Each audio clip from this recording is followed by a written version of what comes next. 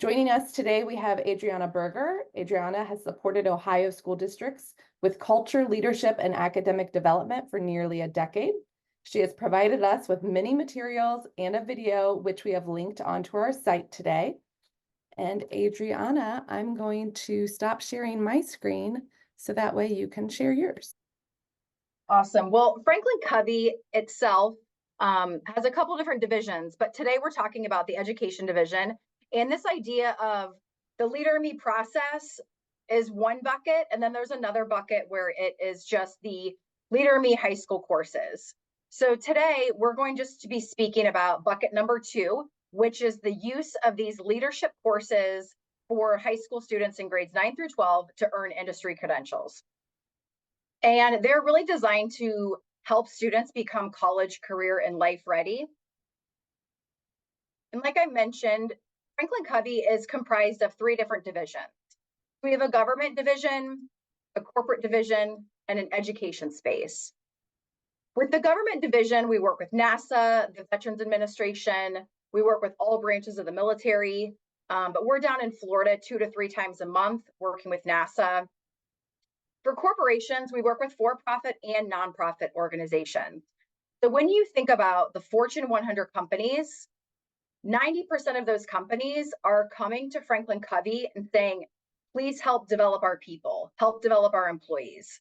So 90% of those are kind of turning over their human development to Franklin Covey. But we work with organizations such as Procter & Gamble, Kroger, Pepsi, Nike, Google. My son gets excited when I tell him about we work with the NFL Players Alumni Association. I don't know about any of you if you have any 12-year-old boys around you, but he's very much into football and I'm learning a lot. And he's a huge Bengals fan. My sister is a huge Browns fan. So there's always a lot going on. And we're definitely looking forward to this Sunday, the 7th. That's been on the calendar for a long time for any of you that are football fans. But anyway, education space, we have pre-K through 12, which is where I reside. And then we also work with colleges and universities. You may be wondering, why is this important to me, or why is this important when it pertains to these 4 courses? It is important because the skills and the competencies that your students are going to learn through these courses are going to be directly transferable to them once they leave your building. And really, when you think about it, being able to provide your students these habits and these skill sets that the same C-suite people at Kroger are learning is really invaluable. I have a cool story of a student that was going to Smithville High School here in Ohio. They were using the full Leader in Me process, but then they were also using the courses. And after high school, he went off into the Marines, and he was telling this story about his secret combat training. And during that process of training, they came upon 7 habits, and like him and all of his comrades were going through the 7 habits of highly effective people training. And so he in turn wrote his principal a really cool letter, just sharing how much more prepared he felt, and how thankful he was to have had that experience in his high school career. So I thought that was really cool. Everything that Franklin Covey does for the Leader in Me process and for the curriculum is researched and evidence-based. We currently have over 80 independent academic studies. I need to update my slide, but really just evaluating, when you think about the full process of Leader in Me, those positive impacts. This is Dr. Eve Miller. She heads up our research department in the education space. We currently have over 6,000 schools using some portion of the Leader in Me process. Here in Ohio, we have almost 250 schools, either using curriculum or using the full Leader in Me process. And really, it comes down to this. I'm sure this is a huge focus that you have for your students, is really this idea around how do we get students to have a sense of purpose? This feeling of like, I'm going to school because I want to be there, rather than I know I have to be there because this negative thing is going to happen or this negative thing is going to happen. But really finding that purpose for them, also that sense of belonging. And I'm sure a lot of you have realized this, right? When you feel a sense of belonging, whether it's in your community or in your faith-based area or in school, that sense of belonging is a very key piece to success. And then we look at this engagement piece. So not just going and walking the halls and our heads down and we're going through the classes, but really how do we become engaged to be active participants in our own learning? This is our student leadership portrait. So when you think about, I know some of you are familiar with the 7 Habits of Highly Effective People. This student leadership portrait is talking about the competencies. This is specifically going to be found in course 1 of the 7 Habits of Highly Effective Teens course. We have 4 courses that I will talk about. They're not designed to be delivered in any particular order per se, but I highly recommend that all schools start with this first course of the 7 habits. And as a foundation, I would recommend, for example, if you were to desire to incorporate a course next year, then I would suggest that grades 9 through 12 all complete the 7 Habits Teens course. And then the following year, just your freshmen, your incoming freshmen would do the teens course, and then you would stagger the other 3 courses for sophomore, junior, senior. And I can get into that more. But the reason we start with this foundation of learning these highly effective practices is it starts off with habits 1 through 3 in this lower blue section around leading yourself. You know, you've often heard you can't be good for anybody else until you're good for yourself, right? It's the same thing when we think about leadership competencies and skill development. You have to start with yourself and getting really solid there. We start with personal effectiveness. What does self-regulation look like for a student or for an adult? How do they begin to create this sense of vision? You know, this is a really important time in their lives. You know, these adolescent years when they're trying to figure things out and their hormones are going one way and their minds are going another way, and they might be getting pressure from their parents or family members to do certain colleges, or, you know, there's just a lot of things going on during this time in their lives. And so really being able to help them create this vision for themselves. We work on time management. What does that look like? Higher order thinking. These are all competencies around personal effectiveness. And then we work into developing strengths. How do you achieve goals? So you were able to create this vision for yourself, but now how do you actually achieve the goal? So how are you putting lead and lag measures down to be able to get you to that point that you want to be at? We teach them how to actively contribute. So not just within their classroom, but how are they contributing within the building and within their families, and then ultimately out into the community. And then this idea around continuous improvement. It's a big talk in my house, you know, this idea around grit and like constantly getting this desire to want to get better. Definitely topic of conversation in our household. But we get solid on leading ourselves and having that foundation. And then we move into, what does it look like to lead others? What does your interpersonal effectiveness look like? We talk a lot about relationship building. What are those action items that you're going to do that are going to strengthen a relationship? And what are those things that tear down a relationship? Being able to identify those. You know, we talk about them as an emotional bank account. So you're making a deposit consistently in someone's emotional bank account, because at some point you're going to make a withdrawal.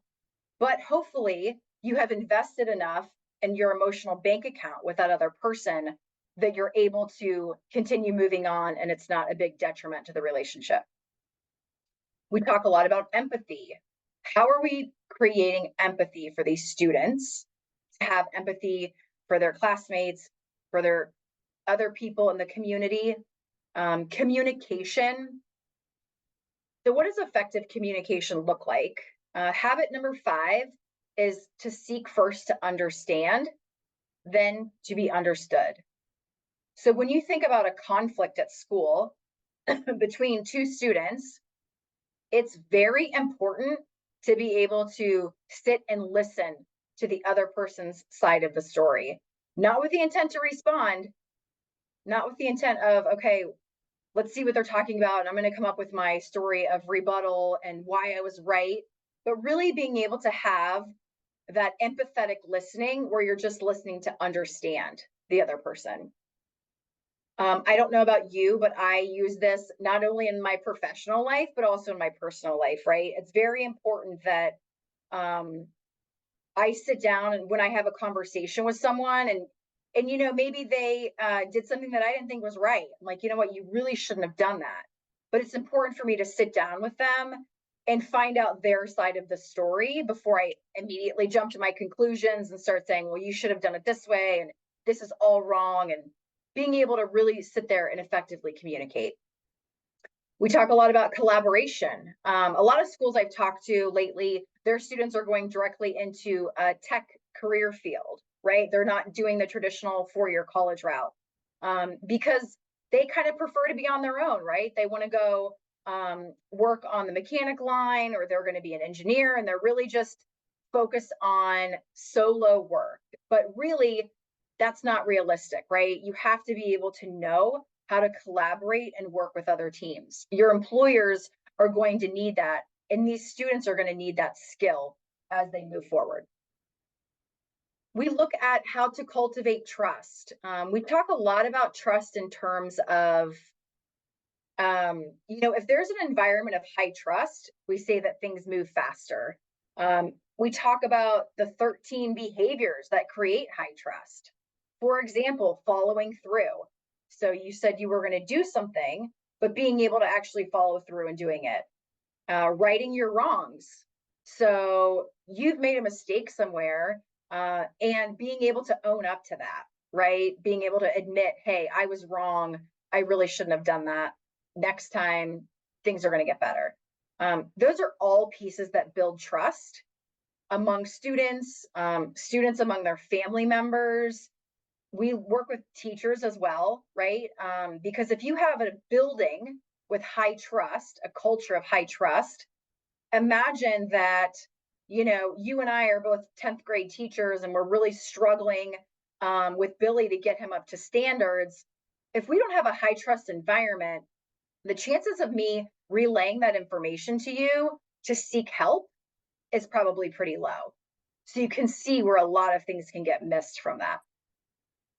We work with sharing purpose. So, you know, myself as a student, I've begun to realize my purpose, right?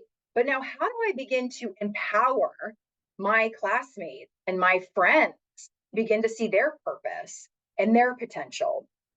We also work a lot with aligning teams. But we finish off, and these are habits 4 through 6 in the green area. And then we finish off with habit 7 around the whole person and honoring their heart, spirit, body, and mind. I know this was a quick overview of the 7 habits, but hopefully you were able to gain some insight around what these skills and competencies look like moving forward. These are the 4 high school courses. Like I mentioned, I would recommend that you would start out with this life readiness course. And this would be your students learning the 7 habits of highly effective teens. Then we have a college readiness course, a career readiness course, and a leadership readiness course. If we begin to look at the options of modality delivery, we have online. So we have a learning management system that we use called Buzz. You can use our learning management platform or you can use your own. And I do have a frequently asked questions document linked to my presentation because depending on if you're using Canvas or Google, you know, it has the compatibility requirements in there. But then these are also offered as physical hard copy consumable guides. I'm going to play you a quick video on, and Erin, you can let me know if the sound doesn't work, but this is going to be just a high level demo of what the online curriculum looks like. Franklin Covey Education and Leader in Me would like to welcome Ohio administrators to the October OASSA Conference. Leader in Me Online's leadership curriculum provides a solution for students to learn the necessary skills related to college, entrepreneurship, career, and life readiness through a set of digital courses. Whether students are in a virtual, hybrid, or full-time in-person school model, these leadership courses are designed to meet every school implementation and individual student need. Organized as discussion modules, each learning objective includes videos, interactive activities, and thoughtful questions to build from a student's personal experience. Students interact with the curriculum to develop social and emotional skill sets, along with essential tools for planning and stress management. Students will actively share their ideas and key takeaways through assignments by typing, uploading content examples, or even submitting a short video, such as TikTok or YouTube. These activities invite the students to be authentic as they explore what makes an effective leader and take part in this online learning journey. Through frequent and open interactions, students develop trust and work together to complete projects and build a sense of community. The world-class content of these Franklin Covey leadership courses are a great way to engage students while providing essential principles to prepare them for college, career, and life. For additional information, please contact adriana.berger@franklincovey.com or leaderinme.org.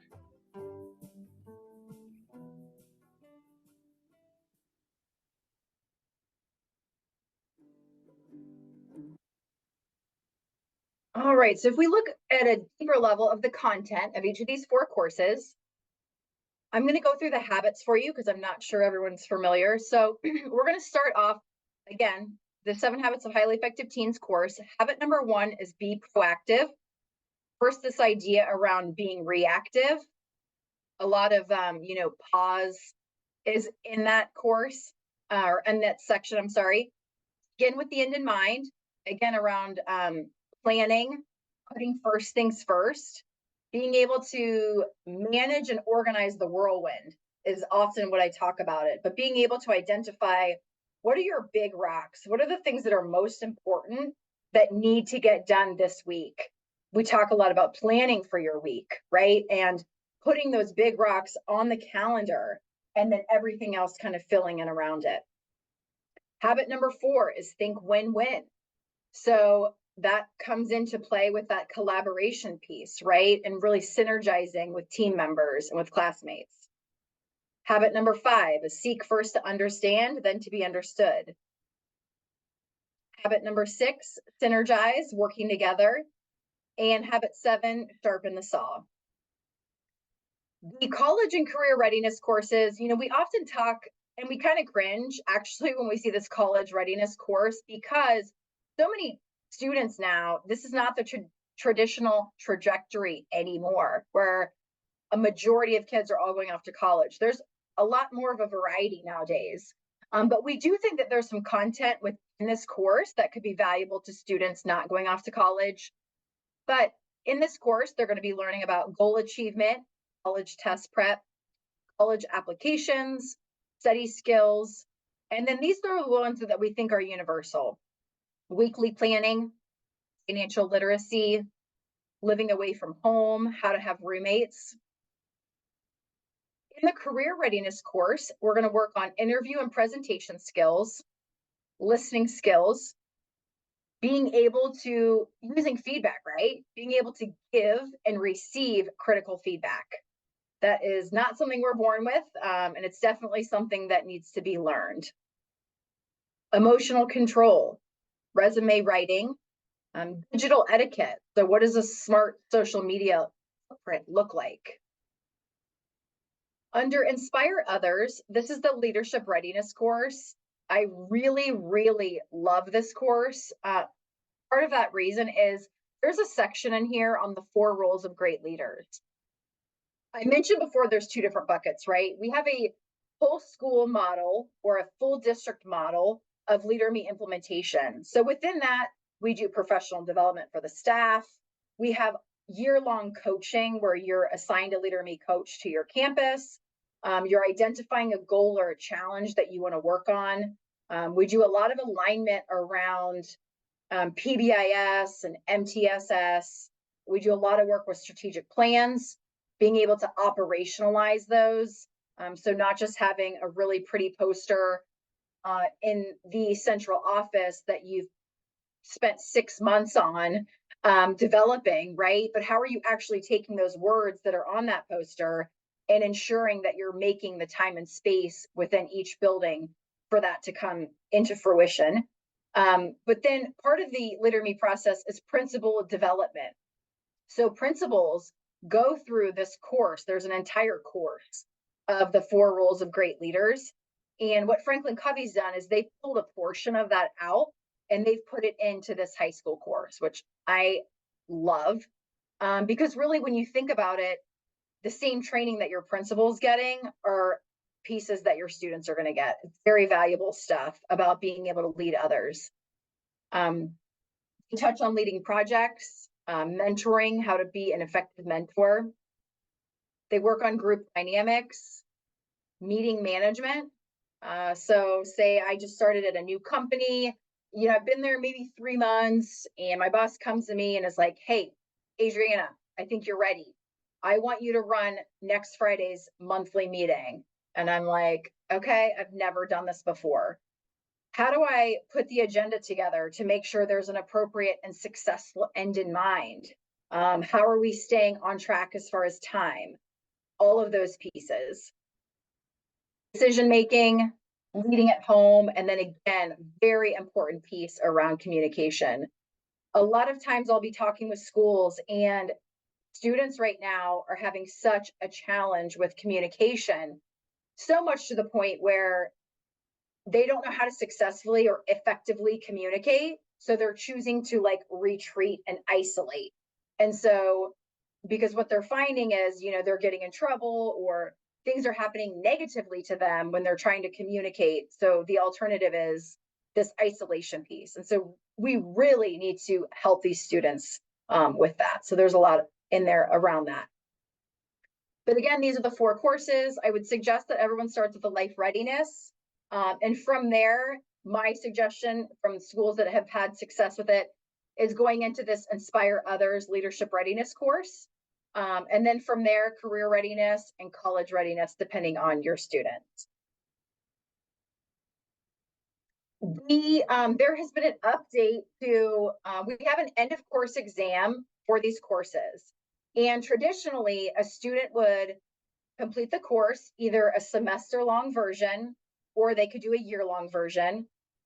The semester version is built to be delivered 50 minutes every day. Or we have a year-long version that's delivered 40 minutes once a week. So historically, it would be that a student would complete that course, either semester version or year-long version, and then they would take an end of course exam and earn the 1-point industry credential. It has now been determined that students do not need to complete the end of course exam, which is great. So it's great for a lot of reasons. The exams are pretty, I would say, intense as far as like level, right? Like they could almost be collegiate level exams, because if you take an exam and you pass it with a cut score of 81%, you could earn college credit hours. So when we think about ACE and that certification, if you would like your students to have ACE certification and potential college credit hours where they choose, they would need to take an exam and have a passing rate of 81% or higher. They would also receive a digital badge from Credly. Alternatively, your students could just complete the course, and from the Ohio Department of Education, they would receive their 1-point industry credential. And I can answer more questions on that later if anybody has questions on it right now and you want to come off mute. But hopefully that makes sense. So they can take the course, complete it, get 1 point. Or if they want to have this college credit option or the ACE credential, they would need to take the end of course exam with a passing score of 81%. Do you only offer, is it only, do they generally take one course or they take multiple of the courses? Because there's several that are interesting that I think would lead to our population, but like, would they take the life readiness and the career readiness? And then would that be 2 points? Or is it just, you take one and you only get 1 point? Great question. Thanks, Nancy. They're designed to be delivered one per year, but I have had schools that want to do life readiness in the first semester and leadership readiness in the second semester. And in that case, you would earn 1 point for each course. That student would earn 2 points that year if they completed 2 courses. Perfect. Thank you. Yes, you're welcome. Thanks for asking the question. I'm going to take us into the portal now. So I had mentioned these can be delivered for a digital version of curriculum, or we have hard copy guides.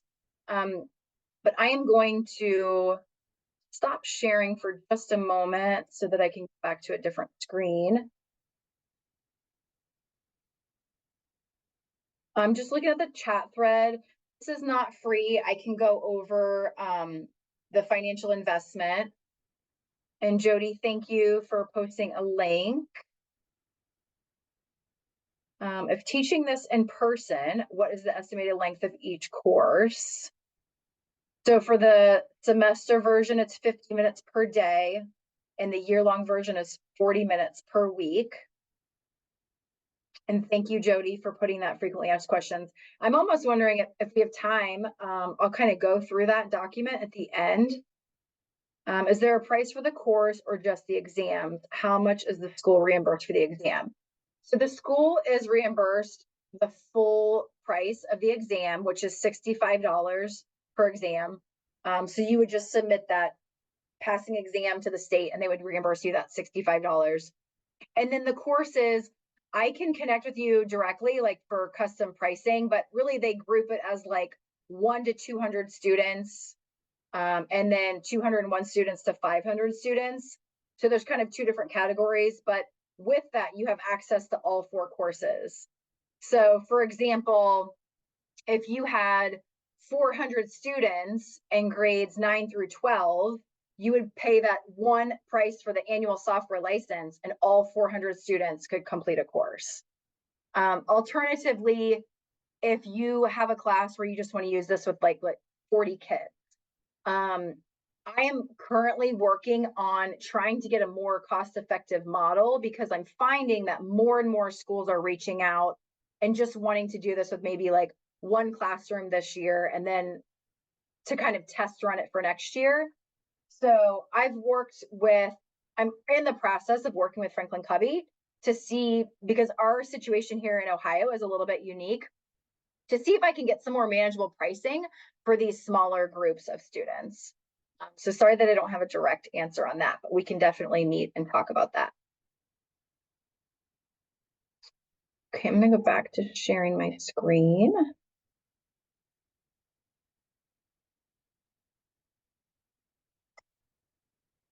Okay, so here is the online portal, which you access with that annual software license.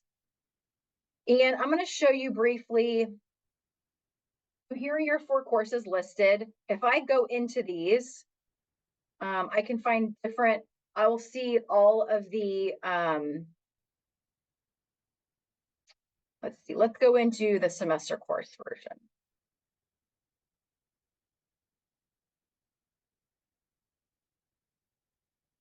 So you'll see that these are, again, built to be discussion modules. So these courses are built to be interactive. This is not, here's your hard copy guide.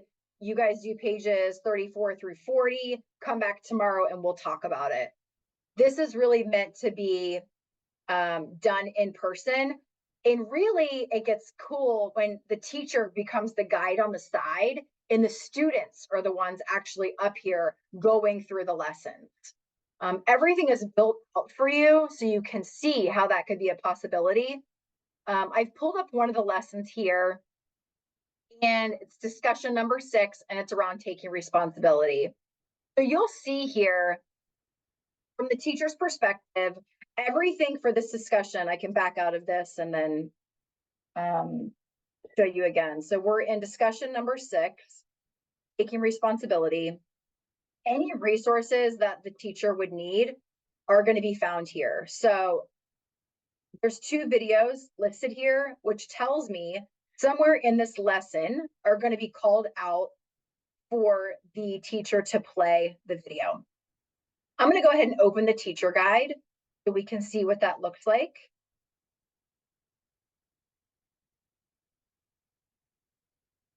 Okay, habit 1, be proactive, is the key to unlocking all the other habits. And that's why it comes first. Habit 1 says, I am the force. I am the captain of my life. I can choose my attitude. I am in charge. This section in the annotated guide contains habit 1 lessons. The lessons address taking control of our own lives as an effective leader. We choose how we feel, and no matter what happens, and act no matter what happens. No one can make us do anything we don't choose to do. The language we use often reveals whether we are proactive or we're being reactive. There are things in our lives that we influence and things we can't control. So we're most productive when we focus our attention on our circle of influence. What can I do? I know I might have concerns about this and this and this, but really being able to pause and focus on what is my circle of influence? What can I do about it? And then what is a transition person? What do they do and how can you be one? So we're opening this up. It's giving you your suggested time frame on this section. So reactive people, summarize habit 1, say habit 1, be proactive is about taking responsibility for your own life. If you're a proactive person, you lead your own life, you take charge. And then here's your discussion. Discuss, what does it mean to be reactive? What are the symptoms of victimitis? Guide students to page 20, review the examples in the student guide, give and ask for additional examples. Have students create examples of victimitis. On the right-hand side, this colored section here is the student guide. So the teachers are able to see what the students are seeing. Symptoms of victimitis, blame other people for their weaknesses. It's wrong to turn on the road and to take wanting to take responsibility.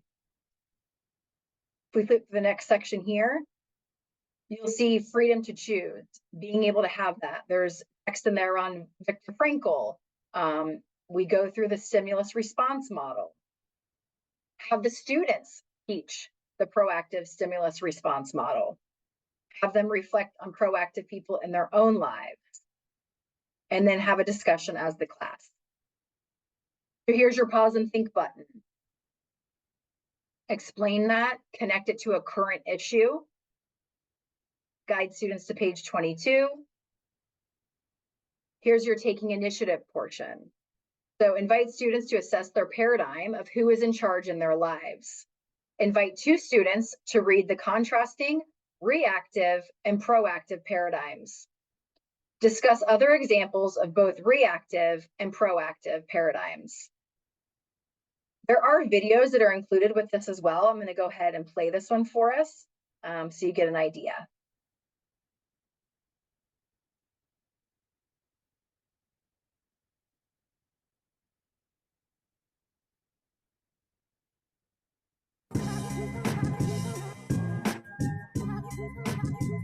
Hey! So Manny and I have both come prepared today with examples of proactivity. You ready? Yeah, I was proactive all weekend, and that's why I came prepared. Okay, well, proactivity is more than just being prepared. Yeah, but it's a part of it, and that's the part I focused on, and that's why I'm prepared. Okay, so you've heard the phrase, when life gives you lemons, make lemonade. Yeah. So give me an example of a lemon. A bad breakup. Okay, so take this one. Okay. Okay. All right, now put that in your mouth, please. This is my bad breakup? Yeah, there it is. So now what are you gonna do with that lemon? Are you gonna squish up your face and start complaining, being like, oh, I hate lemons, my life is hard, nothing's fair? Or are you gonna take the bad situation and think about your options? Consider what you could possibly do and make some, I don't know, some nice sweet lemonade. That was terrible. How come I had to suck on the lemon? Oh, you seem irritable. No. See, that's what reactive people do. They suck on the lemon, they get annoyed, they get frustrated, and they're generally unpleasant to be around. Whereas a proactive person makes tasty lemonade. This is our example. Mm-hmm. Okay. I got a better one. It's my turn. Mm-hmm. Let's go outside. Let's do it. All right, Clark, this is you. You are reactive. Okay. And as you can see, I am proactive. Now, before we begin, I'll put the goggles on, safety first. Okay. Are you the only one that gets goggles? Yeah, because I read ahead. All right. Now, life is going to shake you up. Okay. So give me some examples of that. You lose your job. Okay, shake it up. Your best friend moves across the country. Yep. All right. Your family will not listen to you. 100%. Okay? Now, open it. Okay.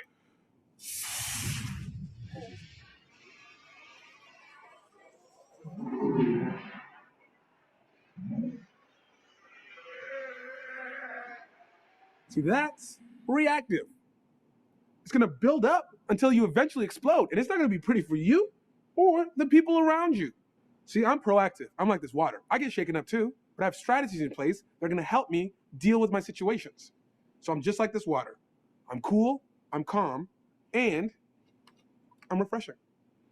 You win. Yeah, I know. So you guys, be proactive. Yeah.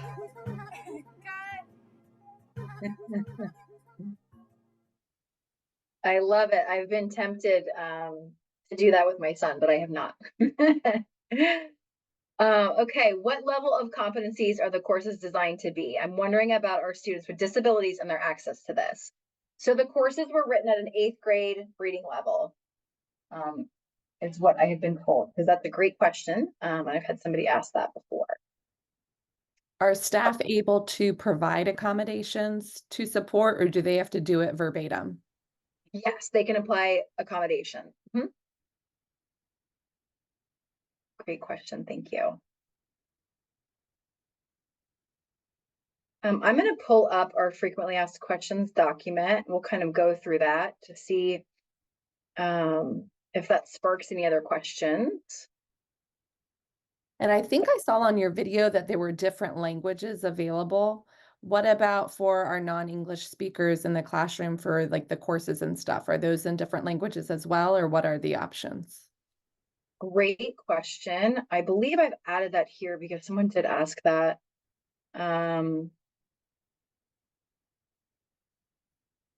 Other languages. Okay, so we've translated the 7 Habits Teens and Find Your Voice on Demand course into Spanish. The other 2 courses, Take Charge and Inspire Others, have not been translated. So it looks like we only have Spanish for the Find Your Voice and Teens.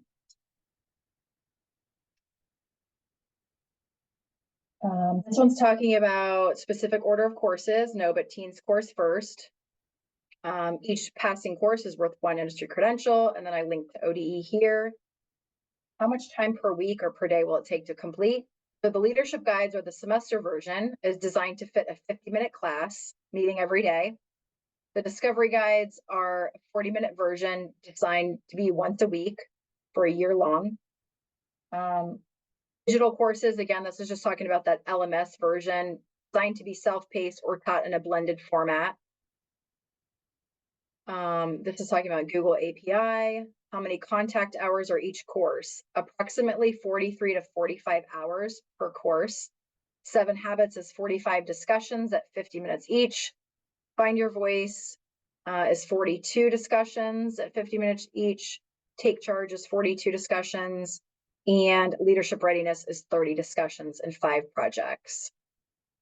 Can I print off the courses online? Which versions are available? Yes. So with your annual software license, you can have access to that portal that I showed, and PDF versions are on there. So if you didn't want to purchase the hard copy guides, you could in essence print them off. The teacher guides are $95 and the student guides are $22.50. And that's going to be the 40-minute year-long version that's available online with the PDF. Are the courses compatible with an iPad? Yes, but a phone will not work. End of course exams, we talked about that, $65 each. They're not required, but you would need a passing exam if you wanted the ACE accreditation. Here are those cut scores. And again, this frequently asked questions document, Jody dropped it in the chat box for us, but it's available on our information sheet today from Hamilton County. But here's that 1.5-minute video of the digital curriculum I showed. If you wanted to share that with other people. Here are sample login instructions. If you want to get into that digital portal yourself and look around at different things. And again, here's this investment option here. I wouldn't stick to this because, like I said, I'm working with Franklin Covey right now to see if we can kind of develop some more realistic pricing, and I'm hopeful that I'll be able to make some leeway there. But again, here's the digital course option or the physical guide option, and then my email address is there if you have any questions. But I would love to connect and share more. And Aaron, thank you. You put the certificate survey for the session in that link there. I'll pause now and see if anybody would like to ask questions. I have a question about the dashboard. Is that when you set all that up, is it a district dashboard that a district administrator can see it along with the teacher of record or whoever's teaching it? Or is it a one-to-one, the teacher only has access to it? Great question. So if we go back into, if I go into high school courses, this is going to take me into that digital platform. If we're using this digitally, I'm gonna log in as a teacher. Here's all my courses digitally. I'm going to go up in here to these different options. I would imagine these are not set up to be district dashboards, but I would imagine that if you wanted somebody else to be able to see results, that you would be able to get them login credentials. But these are really just designed to be the teacher that's teaching that class. They're the ones seeing this.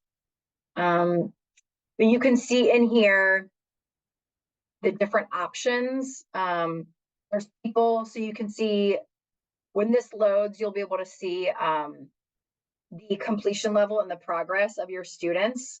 You can see the progress here, their understanding and their effort, interest, and their scores there. You can see if they're on pace. You can assign things. So for example, if you wanted to assign certain lessons for a day, you would be able to schedule activities. Let me go into, I'm going to go into, like, let's see, Inspire Others course. And I'm going to go to activities. You'll be able to see in here, everything's built out, and your teacher will have the ability to hide a certain lesson, say that they don't have time for it, or they don't think that it's going to be helpful. They would be able to go in here and hide those. Alternatively, if they've designed something on their own, they would be able to add it in here. But here's your facilitator guide. Understand what it means to be an inspiring leader, that everyone, including you, can be one. Students will discuss the styles of leadership to understand effective and ineffective leadership styles. So insights and suggestions. When preparing stories of leadership, try to find leaders that the students will recognize or relate to further enhance their understanding.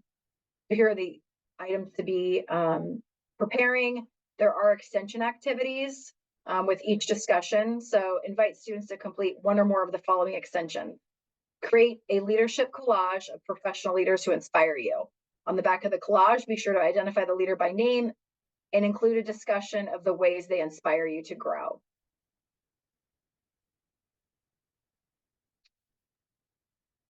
Adriana, there's a question in the chat about, do they need to assign a teacher for providing the grades? And then does that teacher need a particular license to facilitate the class? Great question. The teacher does not necessarily need to be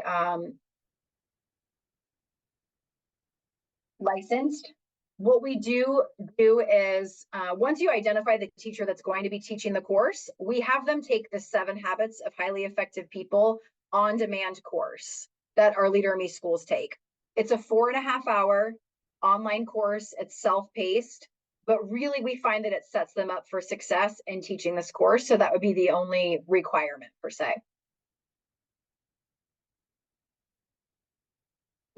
And as far as like providing a teacher who will grade, etc., yes, and that's all your determination, right? Like Franklin Covey doesn't require any specific methodology of reporting or anything like that. It's really up to you and what that teacher decides. Adriana, I want to thank you so much for being here today, sharing all of this great information. I know that Jody has dropped into the chat all of the links that you might need to the participants for accessing your documents and the videos that you have shared. This has all been wonderful. So again, thank you so much. If you want, can you drop your contact information real quick into the chat for everyone? Perfect. So for participants, if you guys have any additional questions for Adriana, please shoot her an email. You can also reach out to your state support team consultant and we will get you in contact as well. Thank you so Adriana- much. Yeah, go Adriana, ahead. this is Jody. Before you go, because I was busy dropping stuff in the chat, just a question. You might have said it, but what accommodations and modifications can a teacher provide for students with a variety of disabilities? So from my understanding, all disability things that have been in place for other classes are applicable to this as well. Awesome. So as long as it would be on their IEP as testing accommodations, that teacher would have the ability to make those accommodations during this course as well. Great. Thank you for clarifying that. Yeah, thank you for asking. If anyone's interested in a 7 Habits of Highly Effective Teens book, it's not the course, it's not the curriculum, but it's the book that Sean Covey wrote, who's the son of Dr. Covey, maybe 15 years ago. So I have copies of those books. If you're interested in just learning more about the 7 Habits Teens, I'd be happy to mail you a book. Just send me an email. And if you have any other questions, feel free to reach out. And Erin and Jody, I just want to thank you so much for this opportunity today to be with you guys and share a little bit about these courses. I appreciate it. Thank you.